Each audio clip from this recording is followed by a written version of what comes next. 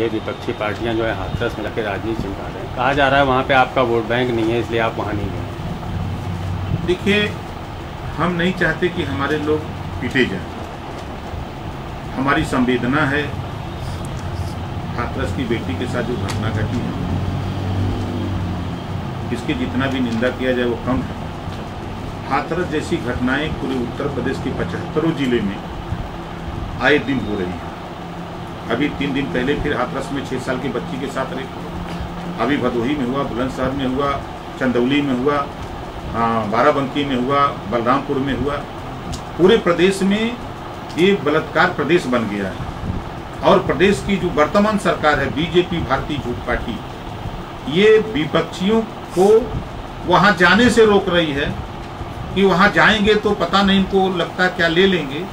और विपक्षी पार्टियों के साथ साथ पत्रकार भाइयों को भी वहाँ जाने से जिस तरह की बदसलूकी इन्होंने किया है, इससे साफ जाहिर होता है कि वहाँ साक्ष्य छुपाने के लिए, अधिकारियों को बचाने के लिए पूरी सरकार लगी हुई है। अपराधियों को बचाने के लिए बीजेपी के सांसद जा रहे हैं जेल में मिलने के लिए, उनके पक्ष में पंचायत हो रही है।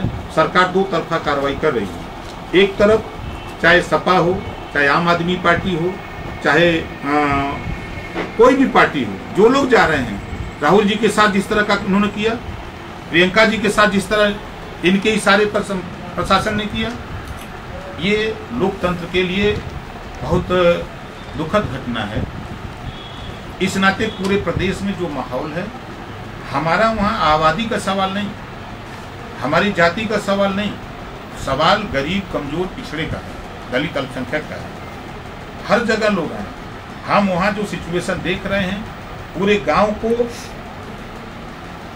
कर्फ्यू जैसे माहौल में तब्दील कर दिया गया। जो लोग जा रहे हैं, अभी 3 दिन पहले मैंने देखा, और अजीत चौधरी जी के बेटे जयंत चौधरी के साथ जिस तरह का बर्बरता हुआ, उसके साथ लाठीचार्ज हुआ है। आपने देखा है, आप सांसद संजय सिंह के ऊपर स्याही फेंकी गई, बीजेपी के लोगों ने किया, गिरफ्तार भी हुआ वो आदमी। राहुल जी प्रियंका के साथ जिस तरह की घटना हुई है, तो जब मैं डेली देख रहा हूं तो फिर मैं भी लात खाने वहां क्यों जाऊं? जब सरकार नहीं चाहती है कि गरीब, कमजोर, पिछड़ों, दलितों को न्याय मिले, ये उसको बचाना चाहती है, जिसका उदाहरण वो पेश कर चुके हैं। चिन्मयानंद जी बाहर घूम रहे हैं, जिस लड़की के साथ रेप हुआ वो जेल में है। आपने देखा कि उन्नाव कांड, आपने देखा विधायक बाहर घूम रहा है, लड़की उसकी माँ, उसके पिता स्वर्गवासी हो गए। आए दिन कोई ऐसा दिन नहीं है कि जिस दिन हत्या, बलात्कार, अपहरण जैसी घटनाएं, जघन्य मारपीट न हो रहा हो। कहा जा रहा है सरकार को बदनाम करने के लिए किया गया, मॉरिशस से 50 करोड़ रुपए इसके लिए जारी किए गए थे कि हाथरस कांड में से सरकार को बदनाम किया गया। सरकार तो खुद फंस रही है। सरकार 100% झूठ बोले, उसका खुलासा तो करे। इनके लोग कह रहे हैं, सरकार के इशारे पर पुलिस कह रही है कि बलात्कार नहीं हुआ, रेप नहीं हुआ। फिर तेरी सरकार ने तेरे कहने पर 376 का मुकदमा क्यों लिखा? जब फॉरेंसिक रिपोर्ट आ गई कि वो लड़की को चोट लगी है प्राइवेट पार्ट में, तो 375 संविधान का एक्ट है, वो कहता है कि अगर ये किसी भी चोट साबित करता है तो 376 की धारा बनती है। तो 376 क्यों लिखा? आपके अधिकारी दिन पर दिन बयान क्यों बदल रहे हैं? आप कोर्ट में जाके आप आज बयान क्या दे दिए?